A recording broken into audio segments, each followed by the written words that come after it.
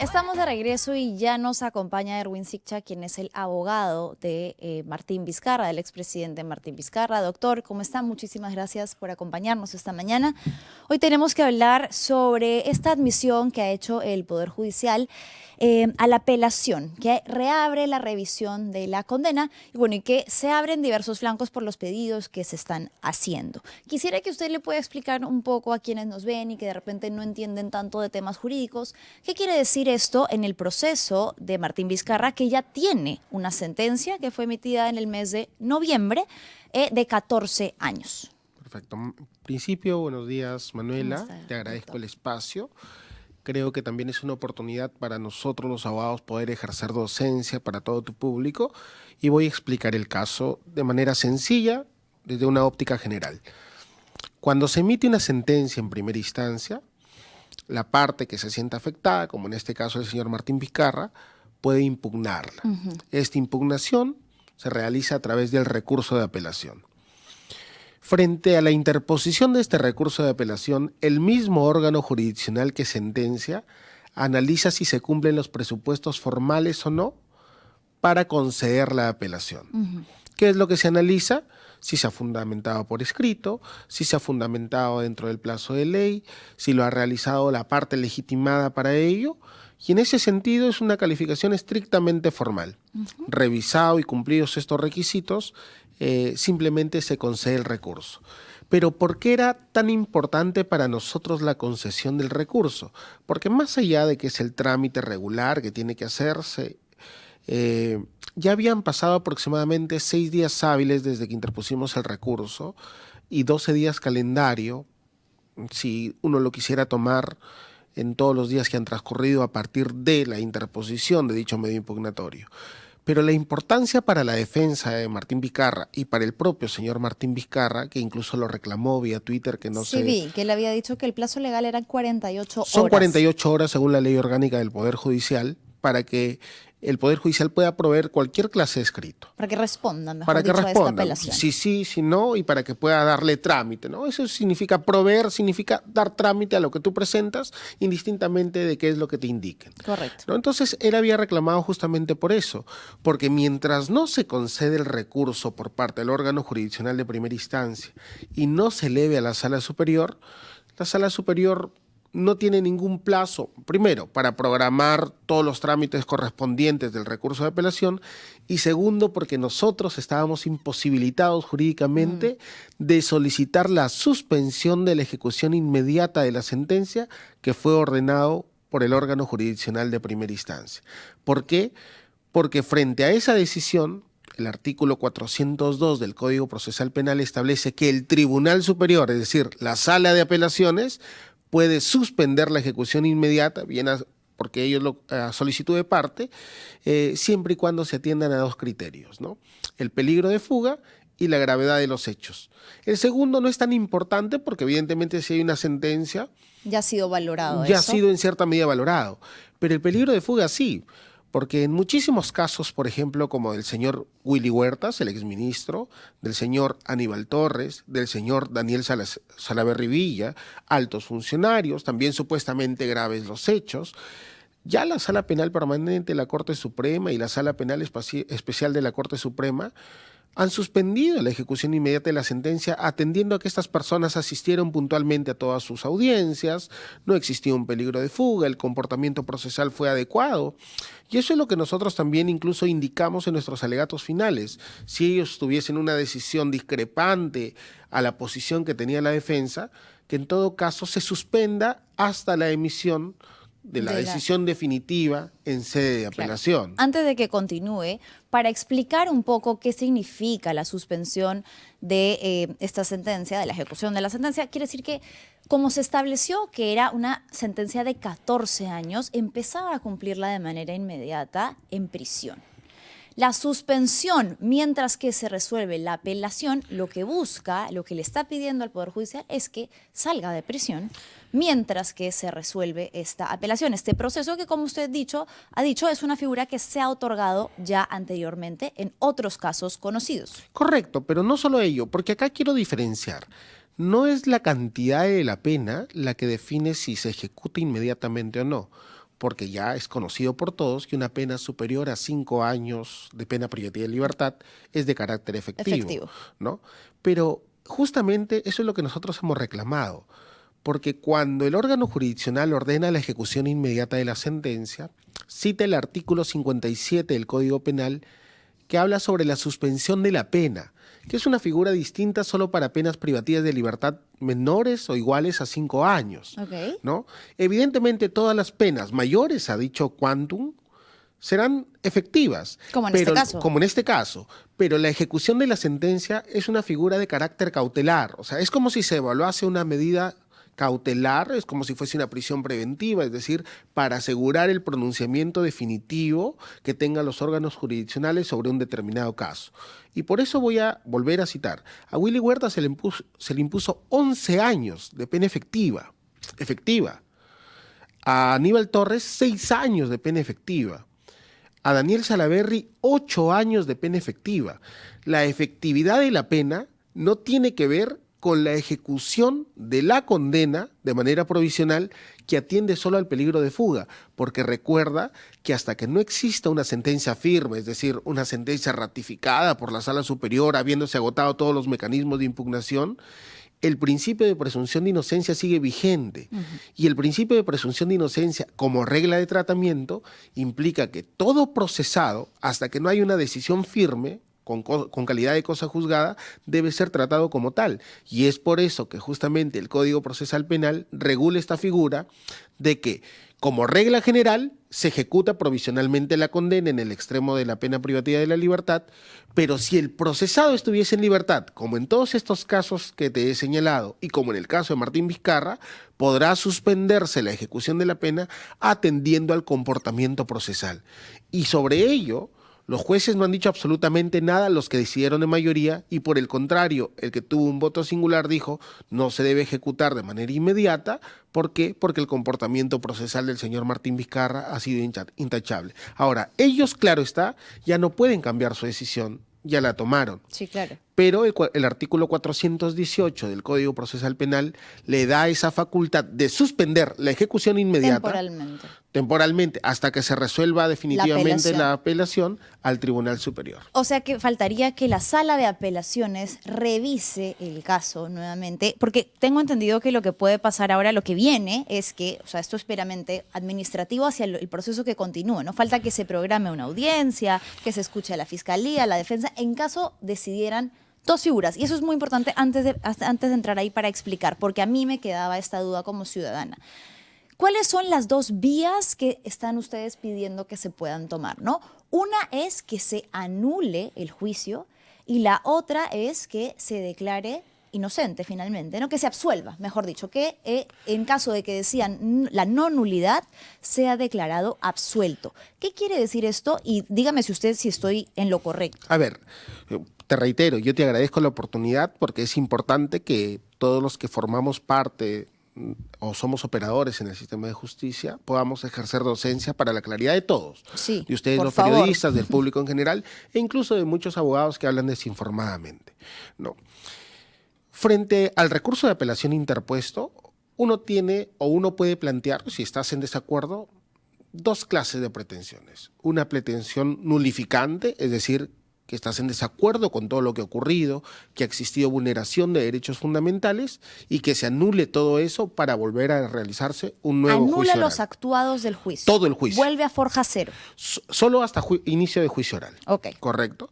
Y la segunda opción es que tú plantees una pretensión revocatoria. ¿Qué quiere decir? Que los jueces no se pronuncien solo sobre si ha existido vulneración o no de derechos fundamentales, sino que se pronuncien sobre el fondo, sobre si el apelante es responsable o es inocente de lo que ha decidido el órgano jurisdiccional de primera instancia, ¿no? Pero estos dos caminos, tanto la nulidad como la revocatoria, es decir, que se declare nula o que se absuelva, es un pronunciamiento que tendrá que realizarse luego de la audiencia de apelación, que puede tomar un buen tiempo. Por ejemplo, los casos de Yantumala, los casos de Toledo. Claro, ni siquiera hay programación todavía. Todavía no se ha programado de las audiencias de apelación. Pero eso no quita que provisionalmente se suspenda la ejecución inmediata de la sentencia de primera instancia, que ya la hemos planteado. Ayer por la noche hemos presentado formalmente esta solicitud de suspensión y que no necesariamente requiere audiencia. Me explico. Una vez que se concede el recurso por el órgano de primera instancia, que ya se hizo, se eleva a la sala superior. La sala superior va a correr traslado a las partes procesales y las partes procesales darán algunos descargos correspondientes y luego dará cuenta a la sala si el recurso concedido por el órgano jurisdiccional de primera instancia ha sido bien concedido o no. Mayormente dice, se declare bien concedido el recurso de apelación y se prosigue con el trámite correspondiente. En la práctica jurisdiccional, la Sala Penal Permanente de la Corte Suprema se pronuncia sobre el pedido de suspensión en este de bien concedido, pero no requiere audiencia. En otros casos se pronuncia en una resolución aparte, pero tampoco no existe audiencia, ¿no? Prescinde de las audiencias. ¿Con solo el bien procedido podría...? Sí, o sea, esa es una calificación que hace el Tribunal Superior sobre el comportamiento procesal y si existe o no riesgo de fuga a partir del comportamiento procesal desplegado por el investigado, en este caso ya por el acusado, por el estadio procesal en el que nos encontramos. Pero no requiere audiencia. Pero si la práctica jurisdiccional, porque no todos los jueces actúan de la misma manera. Si en la práctica jurisdiccional la sala nos dice, bueno, vamos a someterlo a audiencia, nosotros estamos absolutamente de acuerdo. Porque desde el año 2021, que al señor Martín Vizcarra se le solicita la primera prisión preventiva, siempre se ha dicho peligro de fuga, peligro de fuga. Este año ha habido 2 requerimientos de prisión preventiva, que peligro de fuga. Sin embargo, la sala dice, no hay peligro de fuga. Y cuando la sala de apelaciones decidió devolverle la libertad al señor Martín Vizcarra, muchos decían, ¿no? Ahora se va a fugar, se va a asilar, no va a concurrir a la audiencia de lectura, y por el contrario, el comportamiento de Martín Vizcarra ha sido un comportamiento no solo intachable desde el punto de vista procesal, sino que además ha sido correcto desde la palabra que él ha dado a los medios de comunicación de forma pública de que iba a concurrir indistintamente el resultado. Evidentemente existía una preocupación propia, pero también la confianza de quien se considera inocente, pero él ha acudido. Entonces, ustedes estarían apelando a esto, a que se base o que tomen en cuenta cuál ha sido su conducta a lo largo de todo este proceso. Es que eso es lo que ordena la norma procesal que se debe ponderar para la ejecución inmediata o no. El Tribunal Constitucional incluso ha señalado, y la Corte Suprema en múltiples pronunciamientos, que la ejecución inmediata de la sentencia no está supeditada a la discrecionalidad absoluta del órgano jurisdiccional. O sea, eso es una mentira. La ejecución inmediata debe ser sustentada, incluso dice, con motivación cualificada. ¿Qué es una motivación cualificada? Si bien ya todos tenemos derecho a que cualquier resolución judicial que incide en nuestras libertades o en el ejercicio de aquellos debe ser debidamente motivada, cuando se afecte un derecho fundamental como la libertad personal, el Tribunal Constitucional dice, no basta ni siquiera que esté debidamente motivado, sino que esta motivación debe tener una motivación reforzada, una motivación cualificada, una motivación más allá de la simple explicación de las razones, sino que debe justificar por qué se debe privar de la libertad, en este caso, a una persona. Pero tengo una pregunta, perdón que lo corte ahí. O sea, si ya hubo una sentencia, ¿estamos de acuerdo que el camino correcto era la privarlo de la... No, por supuesto que no. Pero si era un tema ya sentenciado, sin apelación aún. No. Te reitero. El Código Procesal Penal establece que, bueno, si vas a condenar, tienes que determinar previamente la responsabilidad penal, expresarás los fundamentos, ¿no? Fin del juicio, determinarás la pena concreta a partir de ello, la pena podrá ser de carácter suspendida o de carácter efectivo, pero habiendo determinado la pena, tú luego tendrás que motivar si esa pena, incluso siendo efectiva, como es el extremo de la condena, se puede ejecutar de manera inmediata o no. Eso no es así, como dicen, ya, bueno, si hay una pena efectiva, tiene que ejecutarse inmediatamente. Eso no es cierto. Incluso, como te digo, el Tribunal Constitucional exige una motivación reforzada, una motivación cualificada para determinar si se ejecuta inmediatamente o no. Y es más, el Tribunal Constitucional dice, no están permitidas las motivaciones genéricas para ordenar la ejecución inmediata de una sentencia. Y ese es el caso que ha sucedido, por ejemplo, te reitero, Willy Huertas, Aníbal Torres, Daniel Salaverry. En primera instancia, Los órganos jurisdiccionales les han impuesto penas privativas de la libertad efectivas. Por la cantidad de años. Por la cantidad de años, pero ha ordenado la ejecución o ha suspendido la ejecución de la sentencia, la ejecución inmediata de la sentencia, hasta que se resuelva la apelación, porque estos tres investigados, estos tres acusados, demostraron un comportamiento correcto, un comportamiento procesal adecuado durante todo el decurso procedimental de sus correspondientes juicios. Doctor, nos gana el tiempo, tengo que hacerle esta pregunta para entender, ¿no? Para ustedes presentar este pedido de suspensión. Para presentar el tema de que se revise, ¿no? Es porque argumentan que en la sentencia la Fiscalía no ha logrado probar, porque también lo he escuchado a usted decir en otras declaraciones, o no ha sido lo suficientemente clara para comprobar el delito del que es acusado. Se basa en 6 testimonios principales, pero ¿cuáles serían estos, no sé si la palabra correcta es errores en la valoración de prueba, la valoración de prueba que ustedes consideran que sustentan este pedido? ¿Qué es lo que para ustedes no ha hecho bien la Fiscalía? Te lo resumo en breves segundos. Nosotros hemos planteado ya para el fondo, más allá de la suspensión de la ejecución inmediata de la sentencia. Hablamos del juicio. Del juicio. Nosotros hemos planteado como pretensión principal una nulificante y como pretensión subordinada la absolución del señor Martín Vizcarra. En cuanto a la nulificante, ¿por qué? Primero, porque el señor Martín Vizcarra viene siendo procesado por los mismos hechos en 2 incidentes procesales distintos, lo que ejerce una carga de afectación a sus derechos fundamentales evidente. Nadie puede ser procesado 2 veces por los mismos hechos, indistintamente de la calificación jurídica que se haga, es decir, indistintamente de qué delito considere el Ministerio Público que se ha cometido. 2. Se levantó el secreto de las comunicaciones y nunca se le comunicó durante la investigación preparatoria. 3. El órgano jurisdiccional ha variado el marco fáctico de imputación, es decir, ha cambiado los hechos que el Ministerio Público sometió a juicio, de lo cual uno no se puede defender, ¿no? 4. Ha omitido valorar prueba de la defensa. 5. Habiendo incluso admitido, por ejemplo, el testimonio del director de UNOPS de ese entonces, correcto, ni siquiera lo citó porque dijo que le era dificultoso. O sea, ¿dónde estamos? ¿Cómo se afectan los derechos de las personas de esa manera? ¿No?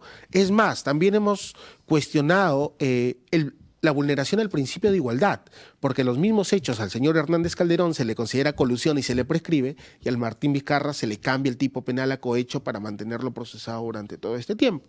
Entonces, esas son cuestiones que sustentarían la nulidad del procedimiento. Claro. En cuanto a la absolución, hay 2 apartados, Lomas de Hilo y Hospital de Moquegua. Son los 2 casos principales. Correcto, pero nosotros no solo sostenemos que la Fiscalía no ha probado, sino que nosotros hemos probado lo contrario. En el caso de Lomas de Hilo, la imputación es que durante los días 4, 5 o 6 de noviembre del año 2013, Martín Vizcarra se reunió con el Artejea Moscoso en las instalaciones de la empresa Obrainsa, ubicadas en San Isidro, Lima. ¿Qué es lo mínimo que tuvo que probar el Ministerio Público para tratar de dar coherencia o verosimilitud al testimonio de su colaborador eficaz? La presencia de Martín Vizcarra en Lima, el lugar, ¿no? Claro, en el lugar. No lo ha probado. Nosotros hemos probado, y lo reconoce el órgano jurisdiccional, que Martín Vizcarra el 4 estuvo en Moquegua en 2 eventos públicos.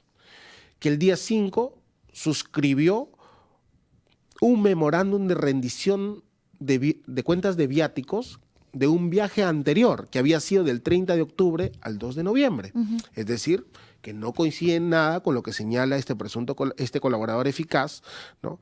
Y finalmente, respecto al 6, nosotros acompañamos una resolución ejecutiva regional también suscrita de propio puño por el señor Martín Vizcarra.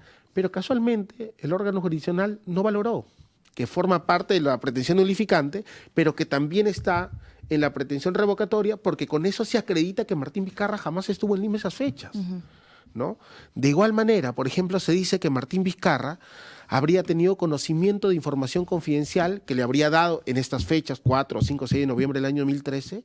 Capacidad de negociación. Claro, pero Martín Vizcarra no tuvo conocimiento de ello porque la carta mediante la cual UNOPS comunica al gobierno regional del valor referencial o del valor estimado ¿De la obra? No, del valor estimado que fue determinado por UNOPS en su propio estudio de mercado, ¿no? Que solo era de confidencialidad de UNOPS, se comunicó mediante una carta del 25 de noviembre. Pero supuestamente se dice que Martín Vizcarra le entregó esta información al señor Elar Tejeda Moscoso entre el 4, el 5, el 6 de noviembre. Entonces no cuadra. De igual manera, en cuanto a los presuntos beneficios Aportes, entregados, ¿no? Los aportes. Los aportes de económicos. 1 millón de soles, 400 y 600 mil que se dice que habrían sido entregados 27, 28 de enero de 2014 y el 4 de abril del 2014. Que son sobornos, en teoría, de Que lo son que se le sobornos. acusa. Más allá de esa situación, el órgano jurisdiccional cambia las fechas, de lo cual nosotros nunca nos hemos defendido. Dice, no fue el 4 de abril, fue el 7 de abril. Oye, pero eso nunca ha sido materia de discusión. Pero más allá de esa situación, nosotros hemos acompañado reportajes periodísticos, documentos suscritos también por Martín Vizcarra en estas fechas que daban cuenta de su presencia en la ciudad de Moquegua. ¿Qué es lo que dice el órgano jurisdiccional, por ejemplo, para acreditar la presencia de Martín Vizcarra en noviembre del 2013 en Lima? Dice, bueno, tengo el testimonio del colaborador eficaz y han venido 3 trabajadores de él. Uno dice que lo vio a finales de 2013, la otra persona que lo vio entre noviembre y diciembre y la otra persona no precisa. Y dice, pero estos 3 testimonios acreditan su presencia en noviembre. Falso, porque la persona que dice que lo vio a finales del 2013, frente a la repregunta que hizo la defensa, indicó que lo vio después de diciembre, después del intercambio de correos electrónicos por el alquiler de la avioneta. Es decir, no cuadra nada de lo que dice el órgano jurisdiccional, simplemente han tratado de concatenar para tratar de acomodar a la versión del colaborador eficaz. Y sobre la avioneta, que es el punto al que ibas a llegar, justamente no puede llegar a haber un soborno porque no era un beneficio personal. Era una cuestión institucional respaldada por las declaraciones de los consejeros regionales y todos los documentos públicos que daban cuenta de que se intentaba promover el uso del puerto de Hilo para el desarrollo de la macrorregión sur. Correcto, doctor. Sí, sin duda es un caso que es amplio. Creo que se resumiría en que finalmente, para que se obtenga una sentencia de 14 años, todos los elementos deben estar debidamente comprobados, sin razón alguna, sin cabida a duda. Por supuesto, ¿no? Sin cabida a duda. Sin cabida a duda, finalmente, porque claro, es cierto que los testimonios existen, que los testimonios tienen concordancia, que los testimonios podrían tener cierto sustento entre ellos, pero tiene que existir. Creo que a lo que ustedes están apelando, perdón, es que finalmente la Fiscalía tiene que ser quien pruebe, quien otorgue los medios probatorios exactos, que hasta el momento en el juicio, tengo entendido, no existe. Lo único que te puedo decir es que en el caso de Lomas de Hilo solo existe el testimonio de un colaborador. Que existe el testimonio del colaborador, por supuesto, pero no existen otros elementos que sean coherentes con lo que ha dicho. Porque incluso este colaborador dice, el origen del dinero que yo pagué fueron 2 facturas, ¿no? Pero estas facturas eran de mayo y junio del año 2014 y que se pagaron después de la emisión de estas facturas. Pero si supuestamente él entregó dinero en enero y abril, entonces ¿cómo puede ser el origen las transferencias realizadas por esas facturas? Y en el otro caso, que existe 4 colaboradores que se intentan concatenar, lo único que te digo, han participado todos del mismo procedimiento de colaboración eficaz. ¿Qué personas que participan del mismo procedimiento se van a contradecir?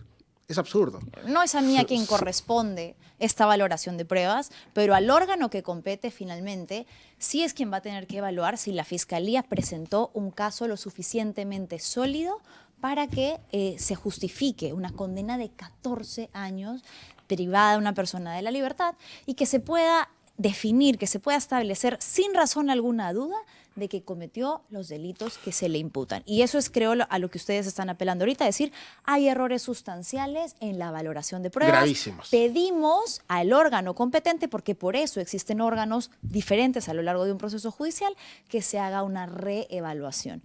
Los 3 escenarios posibles: nuevo juicio, que se anule todo, que se revoque la sentencia o que finalmente la confirmen. La confirmen. ¿No? Son Esos los 3 escenarios sobre el escenarios. fondo. Adicionalmente, de la suspensión de la ejecución inmediata de la sentencia hasta que se resuelva justamente la apelación planteada. Doctor Erwin Siccha, abogado de Martín Vizcarra, nos ha acompañado esta mañana para ilustrarnos de un caso que, claro, tiene muchas aristas porque además es de larga data, está desde el 2020, ¿no? Bueno, desde que se hace la primera imputación fiscal, hasta este año que ha sido ya el de la sentencia y que al parecer tiene para rato.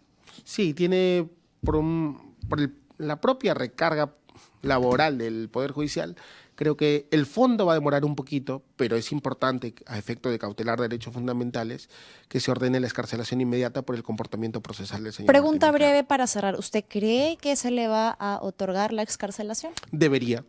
No es un caso aislado, te reitero, más allá de estos casos emblemáticos que te he señalado, en múltiples casos ya la Sala Penal Permanente de la Corte Suprema, actuando como lo que va a actuar ahora la Sala Penal de Apelaciones, es decir, en segunda instancia, ha suspendido las decisiones de ejecución inmediata, atendiendo al comportamiento procesal que haya tenido el acusado durante todo el juicio oral. Que el señor Martín Vizcarra ha demostrado que nunca ha rehuido de la justicia, ha estado en zonas de frontera, siempre ha participado activamente, ha acudido al acto de lectura de sentencia de manera presencial, pero por sobre todo que incluso durante todo ese tiempo, por lo menos el último tiempo, no ha tenido ninguna regla de conducta que lo arraigue, solo ha tenido comparecencia simple. Y pese a ello, él ha permanecido en el país. Bien, muchísimas gracias. Ha sido el doctor Erwin Siccha, quien es, repito, el abogado de Martín Vizcarra. Esperamos tenerlo a lo largo de lo que vaya sucediendo, ¿no? Con lo que va a seguir en este juicio, en el caso del expresidente Vizcarra. Se nos ha ido el tiempo, pero le agradecemos mucho la claridad. Y a todos ustedes que se han conectado con nosotros esta mañana, tratamos de hacerlo didáctico porque yo lo vivo en primera persona como ciudadana, a veces los términos son muy jurídicos y uno quiere de verdad comprender.